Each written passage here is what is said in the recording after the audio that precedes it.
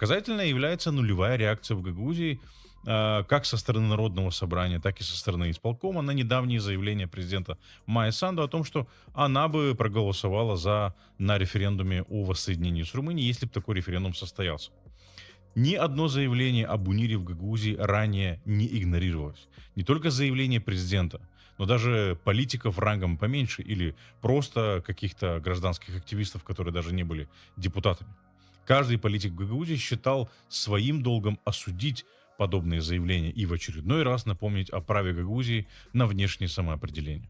А тут молчок. Народное собрание промолчало. Даже не собралось на экстренную сессию. Даже не пригрозило очередным съездом депутатов всех уровней. Исполком промолчал, а Евгения Гуцул, которая теперь в тюрьме, ей вообще не до этого. Единственный, кто отреагировал, это шоровский мегафон Михаил Влах.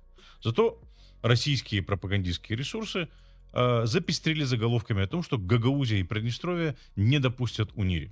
Забавно читать такие сообщения в российских информагентствах на фоне гробового молчания и в Гагаузии, и в Приднестровье.